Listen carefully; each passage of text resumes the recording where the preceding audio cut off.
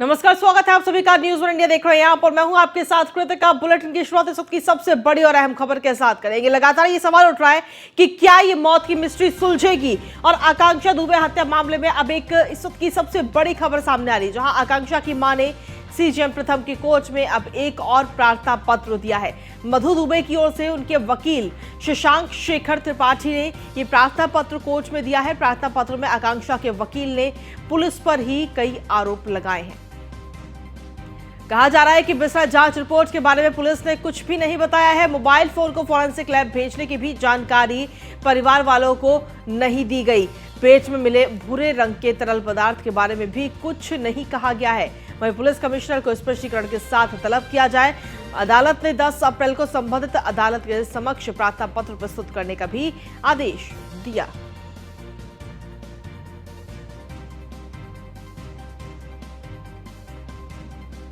तो इस वक्त की सबसे बड़ी खबर आप तक पहुंचा रहे हैं। जो पूरी मौत की मिस्ट्री थी उसको लेकर के इस वक्त की सबसे बड़ी खबर आप तक पहुंचा रहे हैं। आकांक्षा की जो मां है, उन्होंने सीजेएम कोर्ट में अब अपना एक और प्रार्थना पत्र दिया है। मधु दुबे की ओर से उनके वकील शशांक शेखर त्रिपाठी ने ये पत्र सीजेएम कोर्ट के आगे रखा है। अधिक जानकारी के साथ संवाददाता संतोष ओझा इस वक्त जुड़ गए। संतोष, क्या कुछ ताजा अपडेट है आपके पास इस पूरे मामले को लेकर के? ये पत्र जो आकांक्षा की मां की तरफ से दिया गया है।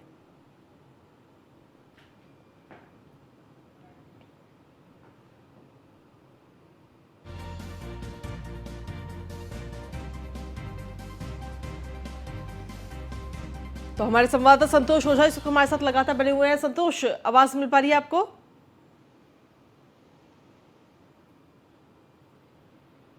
चलिए, अभी हमारी आवाज उन तक नहीं पहुंच पा रही है। जी संतोष, सवाल यही है कि आकांक्षा दुबे मौत मामले में ये बड़ी खबर इस वक्त सामने आई है, जहां आकांक्षा की मां ने सीजेएम प्रथम की कोर्ट में एक और प्रार्थना पत्र दिया है। क्या है इस प्रार्थना पत्र में? देखिए, निश्चित तौर से ये कहा जा सकता है कि एक नया मोड़ आने की संभावना है। मधु मिश्रा जो मां है, उन्होंने कोर्ट पे एक एप्लीकेशन मूव कराई है। थर्ड के यहाँ ये मां है, और इस वाद में ये कहा गया है कि जो पुलिस ने अभी तक रिपोर्ट दी है उससे हमें अनजान रखा गया है, उसे बताने का प्रयास किया गया है। इन्होंने अपने वाद में 2-3 चीजों पे फोकस किया है।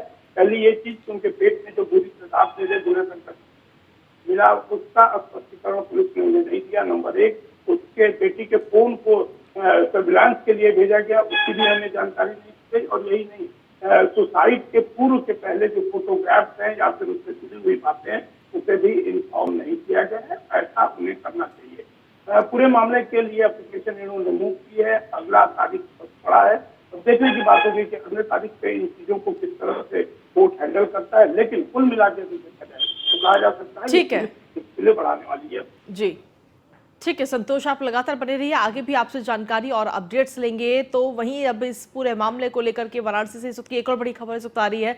सिंगर आकांक्षा दुबे मौत मामले में आज पेशी होगी। आरोपी समर सिंह को आज वाराणसी कोर्ट में पेश किया जाएगा। आपको बता दें कि वाराणसी कोर्ट में दोपहर के बाद समर सिंह को पेश किया जाएगा। कल समर सिंह को गिरफ्तार किया गया था गाजियाबाद से, और समर सिंह की पेशी स्पेशल जज के कोर्ट में आज होगी। कल गाजियाबाद से समर सिंह को गिरफ्तार किया गया था, और अब आज 24 घंटे के रिमांड के बाद आज कोर्ट में उसे पेश किया जाएगा। ये बड़ी खबर आप तक पहुंचा रहे हैं। अधिक जानकारी के साथ संवाददाता संतोष ओझा हमारे साथ लगातार बने हुए। संतोष, क्या कुछ ताजा अपडेट? बताया जा रहा है कि दोपहर के बाद में समर सिंह को कोर्ट में पेश किया जाएगा।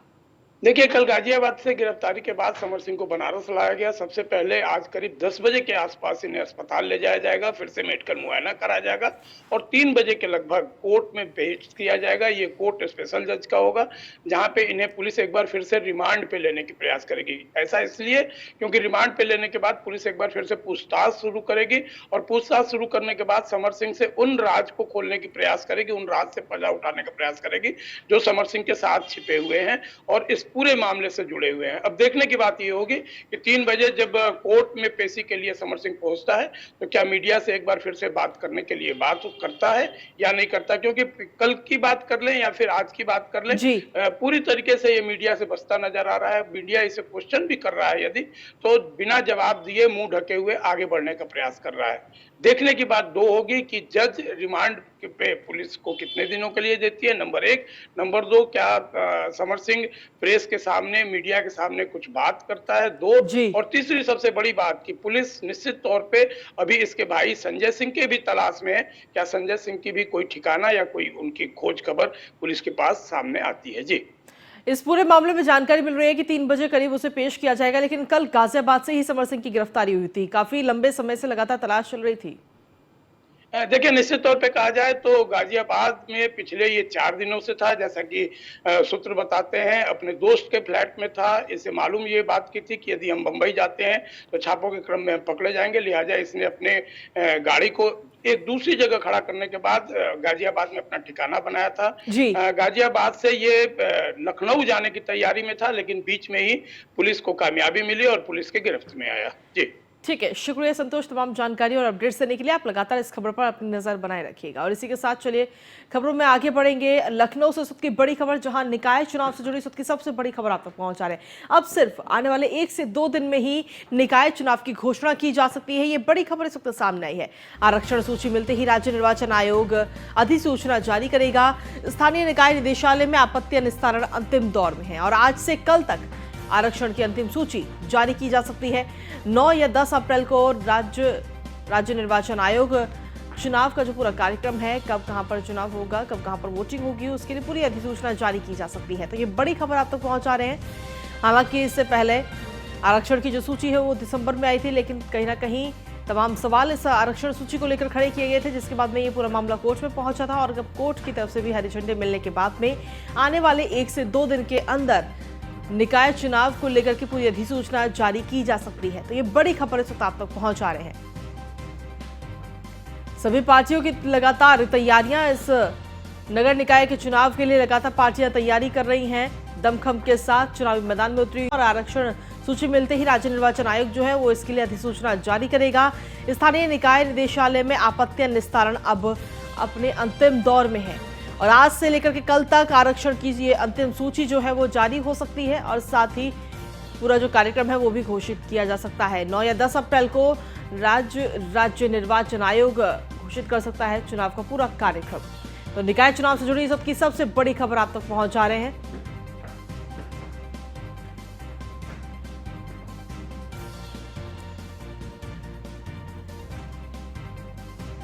और इसी पर अधिक जानकारी देने के लिए हमारे संवाददाता स्कंदिता मिश्रा इस वक्त जुड़ गई हैं। स्कंदिता, क्या कुछ ताजा अपडेट है आपके पास में इस पूरे मामले को लेकर? अगले 1 से 2 दिन के अंदर निकाय चुनाव को पूरी अधिसूचना जो है वो जारी की जा सकती है। देखिए, जैसे ही नगर निकाय चुनाव का ऐलान हुआ है, सभी लोग इंतजार में है कि कब पूरे कार्यक्रम का लेखा जोखा रिलीज होगा, कब अधिसूचना जारी होगी। और आपको बता दें, 1 से 2 दिन के अंदर नगर निकाय चुनाव को लेकर ऐलान हो सकता है, चुनाव की घोषणा हो सकती है। और 9 और 10 अप्रैल ये 2 दिन हैं जब कयास लगाए जा रहे हैं कि 9 या 10 तारीख को चुनाव की घोषणा हो जाएगी। चुनाव के जो भी कार्यक्रम है, क्या कार्यक्रम रहेगा, किस डेट में कहाँ चुनाव होना है, पूरा लेखा जोखा है। लेकिन ये आरक्षण सूची जो आखिरी जो है लास्ट अंतिम आरक्षण सूची है, जब वो एक बार आ जाएगी उसके बाद राज्य निर्वाचन आयोग जो है वो घोषणा करेगा। तो आज आरक्षण सूची मिलते ही राज्य निर्वाचन आयोग अधिसूचना जारी करेगा और उसके बाद कल और परसों 2 दिन बेहद अहम माने जा रहे हैं। इस दिन ऐलान हो सकता है। इसके अलावा जो सभी पार्टियां हैं वो भी एकदम तैयार हैं और जिन्होंने भी आपत्ति जताई थी उसके निस्तारण को लेकर आज जब अधिसूचना जारी हो, जब निस्तारण के बाद में जो अंतिम आरक्षण सूची मिलते ही जैसे अंतिम सूची मिलेगी, चुनाव निर्वाचन आयोग जो है पूरा अधिसूचना जारी कर देगा, चुनाव की घोषणा का ऐलान हो जाएगा। और सभी पार्टियां इंतजार में हैं कि कब ऐसा होगा। खास करके जो आपत्तियां जताई गई थी वो इस तरीके से थी कि जो आरक्षण सीटें हैं उनको ज़्यादा रखा गया है और ख़ास कर के लिए जो महिलाओं की आरक्षित सीटें हैं उनको ज़्यादा रखा गया है और ख़ास करके जो मेयर पद की सीटें हैं उनमें महिलाओं का आरक्षण ज़्यादा रखा गया है, उनको ज़रूरत से ज़्यादा सीटें दी गई हैं। तो उस पर तमाम पार्टियों ने आपत्ति जताई थी। लेकिन अब जैसे ही अंतिम सूची आ जाएगी उसके बाद राज्य निर्वाचन आयोग कल और परसों 2 दिन में जो है चुनाव की घोषणा कर सकता है।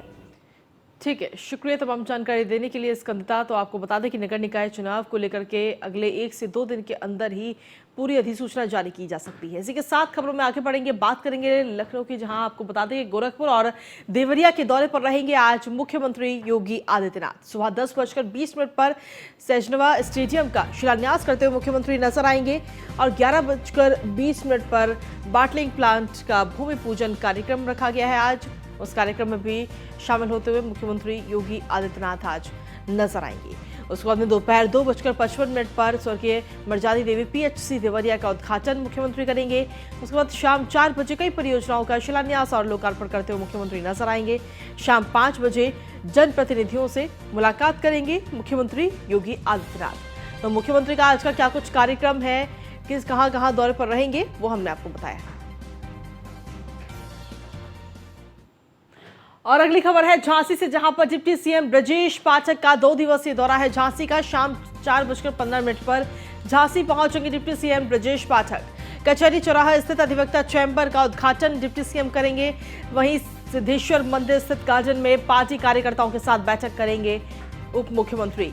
बैठक में मतदाता सम्मेलन के पदाधिकारी भी इस दौरान मौजूद रहेंगे। वहीं विकास भवन में विकास कार्यों की समीक्षा बैठक करेंगे उप मुख्यमंत्री। मध्य प्रदेश के दतिया में मां पीताम्बरा का दर्शन भी डिप्टी सीएम करेंगे और रात 8:50 पर जिला अस्पताल का निरीक्षण करेंगे deputy CM. Jhansi circuit house में रात्रि विश्राम करेंगे डिप्टी सीएम। वहीं रविवार को जन कल्याणकारी योजनाओं का स्थलीय निरीक्षण डिप्टी सीएम ब्रजेश पाठक करेंगे और स्थलीय निरीक्षण के बाद जालौन के लिए डिप्टी सीएम ब्रजेश पाठक रवाना होंगे। तो ये बड़ी खबर आप तक पहुंचा रहे हैं। तो डिप्टी सीएम ब्रजेश पाठक का आज झांसी दौरा है। आज झांसी दौरे पर रहेंगे डिप्टी सीएम ब्रजेश पाठक। वहीं रविवार को जन कल्याणकारी योजनाओं का स्थलीय निरीक्षण करते हुए डिप्टी सीएम नजर आएंगे। स्थलीय निरीक्षण के बाद जालौन के लिए डिप्टी सीएम रवाना होंगे।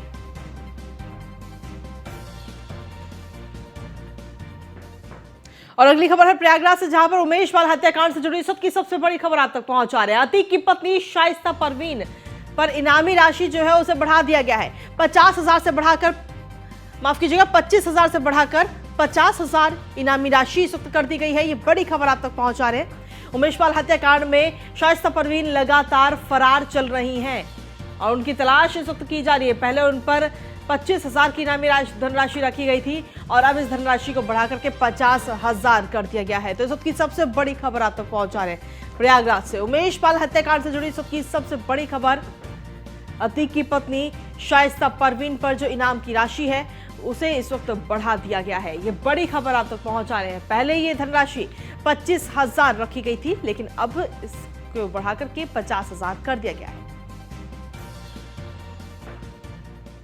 और अगली खबर लखनऊ से, आरक्षण अध्यादेश योग की रिपोर्ट को हाईकोर्ट में चुनौती दी गई है। ये निकाय चुनाव के आरक्षण प्रक्रिया को लेकर याचिका और दाखिल हुई है।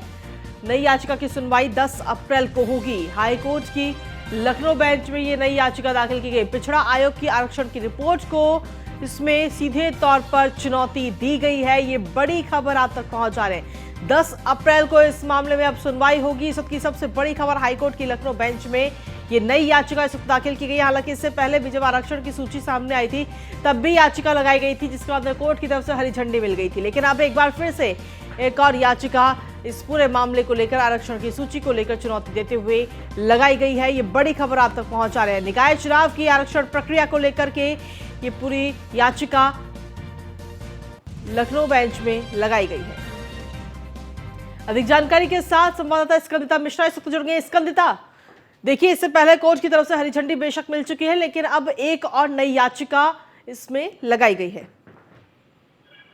देखिए, जिस तरीके से नगर निकाय चुनाव में और जो आरक्षण सूची है उसको लेकर जैसे जैसे आपत्तियां दर्ज कराई जा रही हैं और लगातार डेट का ऐलान नहीं हो पा रहा है। आपको बता दें, आरक्षण अध्यादेश योग की रिपोर्ट हाईकोर्ट में चुनौती दी गई है। निकाय चुनाव की आरक्षण प्रक्रिया को लेकर याचिका दर्ज कराई गई है और जो याचिका दर्ज हुई है उसकी जो है 10 अप्रैल यानी कि परसों सुनवाई होगी।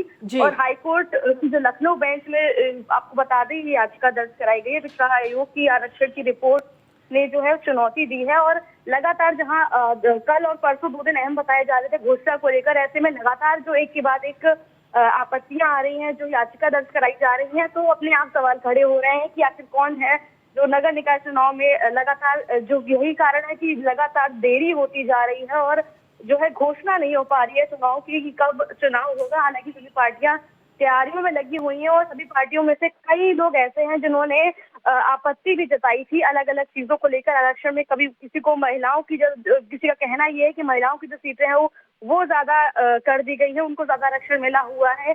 कोई कह रहा है कि पिछड़ों का जो है उनको ज्यादा दिया हुआ है। तो ऐसी तमाम चीजें हैं जो एक के बाद एक, और उसी क्रम में आज ये हाईकोर्ट में चुनौती दी है और ये याचिका दर्ज कराई गई है लखनऊ की हाईकोर्ट की लखनऊ बेंच में दाखिल हुई है याचिका। तो ऐसे में देखना होगा कि आखिर और कितना लेट होता है, कब जाके नगर निकाय चुनाव की घोषणा होती है। देखिए, एक बात और जानकारी आपसे लेना चाहेंगे कि अभी आने वाले 1 से 2 दिन के अंदर ही अधिसूचना जारी करने की भी बात कही जा रही है और साथ ही 10 तारीख को अब ये सुनवाई होनी है। देखिए, ऐसे में जो अभी याचिका दर्ज हुई है उसमें 10 तारीख को इसकी सुनवाई होनी है, क्योंकि जब भी कोई याचिका दर्ज होती है तो उस पर उसको लेकर कानूनी प्रक्रिया होती है, उसके बारे में पूरा लेखा जोखा जो भी उनकी आपत्तियां होती है उन पर विचार किया जाता है, उसकी सुनवाई होती है जो अपने आप में अहम है। हालांकि लोग इससे पहले जो है अंदाजा लगा रहे थे कि हाँ कल परसों 2 दिन के अंदर ऐलान हो सकता है, लेकिन ऐसे में जब ये याचिका दर्ज हुई है तो कहीं ना कहीं अब जो है कुछ और लेट हो सकता है। नगर निकाय चुनाव की घोषणा हो सकता है 2-4 दिन के बाद में हो, 10 तारीख की जब सुनवाई हो जाए उसके बाद में हो, या फिर हो सकता है जिन्होंने याचिका दर्ज कराई है हो सकता है वो अपनी याचिका को वापस ले लिया जाए, या देखने वाली बात होगी किस तरीके से चीजें रहती है नगर निकाय चुनाव से। ठीक है, शुक्रिया तमाम जानकारी देने के लिए स्कंदता।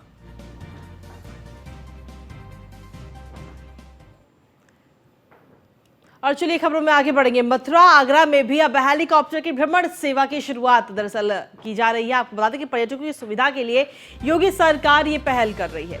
बुद्धिस्ट रामायण ब्रज और अवध सर्किट का इससे कहीं ना कहीं विकास होगा। अब पर्यटक जो है हेलीकॉप्टर के जरिए आने वाले समय में इन जगहों का भ्रमण कर सकेंगे।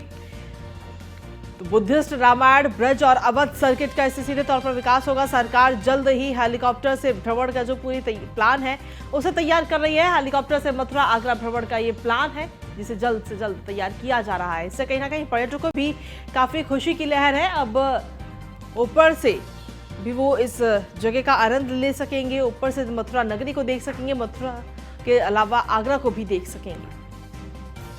तो पर्यटकों की सुविधा के लिए योगी सरकार की तरफ से यह पहल इस वक्त की जा रही है, जिसमें बुद्धिस्ट रामायण ब्रज और अवध सर्किट का विकास होगा। अधिक जानकारी के साथ संवाददाता मनीष मिश्रा इस वक्त जुड़ गए हैं। मनीष, क्या कुछ ताजा अपडेट है आपके पास में? आज ये देखिए, जिस तरीके से रामलला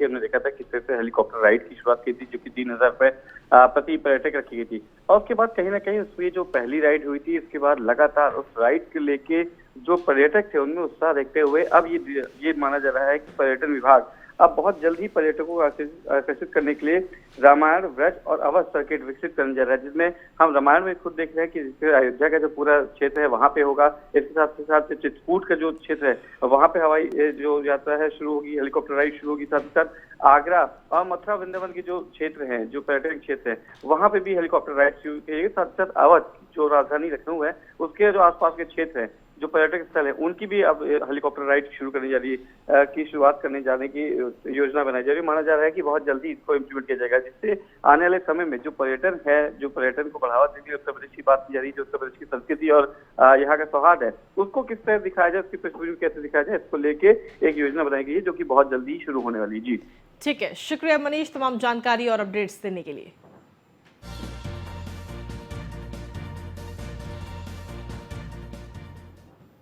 वहीं आज ललितपुर दौरे पर deputy CM Brajesh Pathak BJP जिला कार्यालय में जनप्रतिनिधियों के साथ बैठक करते हुए डिप्टी सीएम ब्रजेश पाठक नजर आएंगे।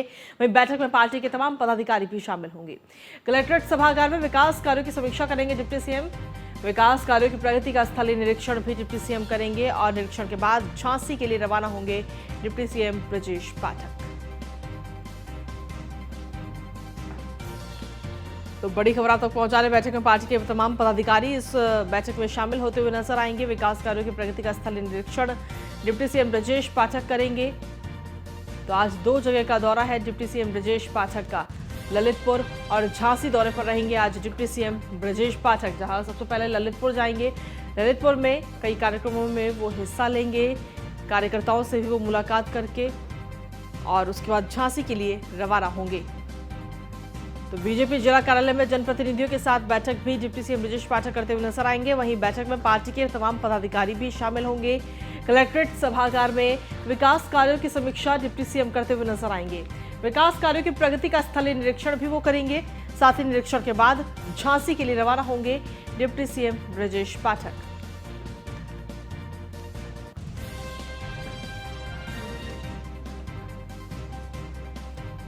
तो बड़ी खबर आप तक पहुंचा है। निरीक्षण के बाद में झांसी के लिए उप मुख्यमंत्री रवाना होंगे। आज ललितपुर और झांसी दौरे पर रहेंगे डिप्टी सीएम ब्रजेश पाठक। सबसे पहले ललितपुर जाएंगे। ललितपुर में बीजेपी जिला कार्यालय में जनप्रतिनिधियों के साथ बैठक करते हुए नजर आएंगे। साथ ही आपको बता दें कि इस बैठक में पदाधिकारी भी शामिल होंगे और उसके बाद में स्थलीय निरीक्षण के बाद झांसी के लिए रवाना होंगे डिप्टी सीएम ब्रजेश पाठक। और इसी पर अधिक जानकारी देने के लिए हमारे संवाददाता अशोक इस वक्त जुड़ गया है। अशोक, क्या कुछ ताजा अपडेट है आपके पास? जी, हम आपको बता दें कि आज उत्तर प्रदेश के मुख्यमंत्री ब्रजेश पाठक का ललितपुर भ्रमण कार्यक्रम है, जिसके तहत वो 11:40 पर उनका ललितपुर आगमन है। 11:50 पर भारतीय जनता पार्टी जिला कार्यालय ललितपुर में जनप्रतिनिधियों एवं पदाधिकारियों के साथ बैठक है। उसके बाद 12:35 पर कलेक्ट्रेट सभागार में विकास कार्यों की उप मुख्यमंत्री समीक्षा करेंगे। 1:40 पर जनपद में सरकार के द्वारा चलाई जा रही कल्याणकारी योजनाओं एवं विकास कार्यों का स्थलीय निरीक्षण करेंगे। उसके पश्चात उप मुख्यमंत्री झांसी के लिए प्रस्थान करेंगे। जी ठीक है, शुक्रिया तमाम जानकारी देने के लिए अशोक।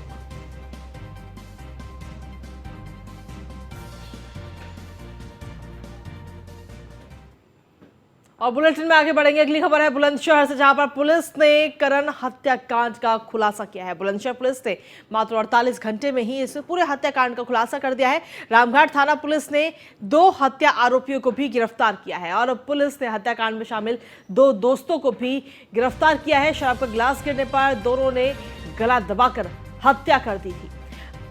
हत्या के बाद दोस्तों ने शव को जलाया और पुलिस ने अधजला शव बरामद किया था। तो आपको बता दें कि इस पूरे मामले में मात्र 48 घंटे के अंदर ही पूरी जो साजिश थी उसका खुलासा कर दिया गया। पूरी जो ये हत्या की वारदात सामने आई थी, शराब का गिलास गिरने पर दोस्तों ने ही करण की गला दबाकर हत्या की थी और हत्या के बाद में दोस्तों ने शव को जला दिया था, जिसके बाद में पुलिस ने अधजला शव बरामद किया था। तो इस पूरे मामले में कई लोगों को पुलिस की तरफ से गिरफ्तार किया जा चुका है। तो बुलंदशहर से बड़ी खबर आप तक पहुंचा रहे हैं। पुलिस ने करण हत्याकांड में खुलासा कर दिया है। बुलंदशहर पुलिस ने मात्र 48 घंटे में ही इस हत्याकांड का खुलासा किया है।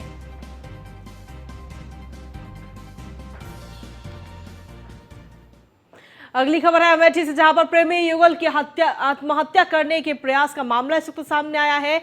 मौके पर पहुंची है फॉरेंसिक टीम ने साक्ष्यों को इस वक्त जुटा लिया है और घटना में प्रेमिका की हुई मौके पर मौत, वहीं प्रेमिका हायर सेंटर में इलाज चल रहा है। मुसाफिर खाना कोतवाली क्षेत्र के राम शाहपुर का पूरा मामला बताया जा रहा है।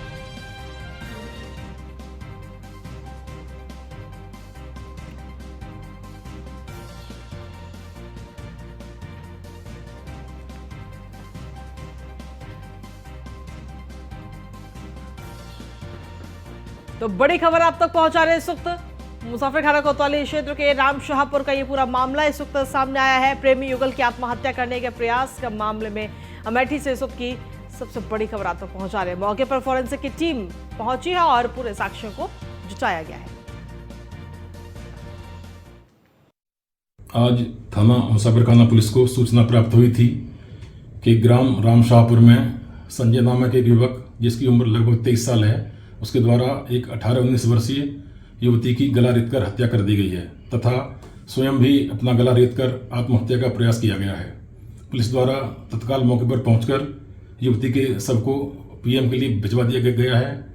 घायल युवक को केजीएमयू रेफर किया गया है। प्रकरण में तहरीर लेकर अग्रिम वैधानिक कार्रवाई की जा रही है।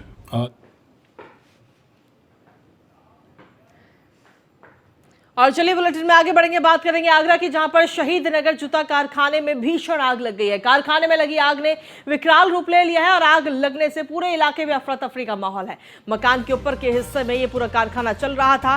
कम जगह होने के कारण बुझाने में भी दिक्कतें कहीं ना कहीं वहां पर हो रही हैं। ये तस्वीरें भी आपको दिखा रहे हैं। फायर ब्रिगेड को भी काफी तमाम मुश्किलों का सामना वहां पहुंचने पर करना पड़ा। स्थानीय लोगों की मदद से आग बुझाने का प्रयास फिलहाल किया जा रहा है। शहीद नगर के पक्की सराय की ये पूरी घटना इस वक्त आप तक पहुंचा रहे हैं, जहां एक कारखाने में ये भीषण आग लगी है, लेकिन कम जगह होने की वजह से आग बुझाने में काफी दिक्कतें इस वक्त हो रही हैं। फायर ब्रिगेड की टीम जरूर वहां पर पहुंच गई है, लेकिन उसके बावजूद भी दिक्कतें काफी आ रही हैं।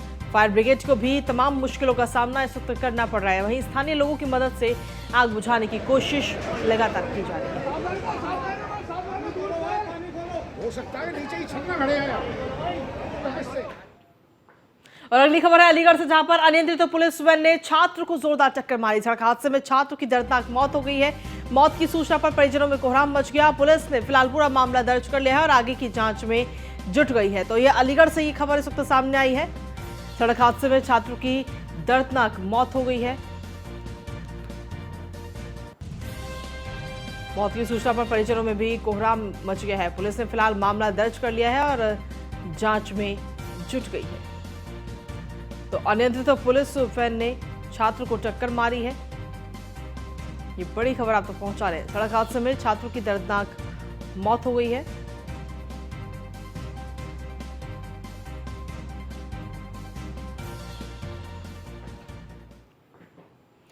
और खबरों का सिलसिला न्यूज़ इंडिया पर यूं ही लगातार जारी है। फिलहाल मेरे साथ इस बुलेटिन में इतना ही। नमस्कार।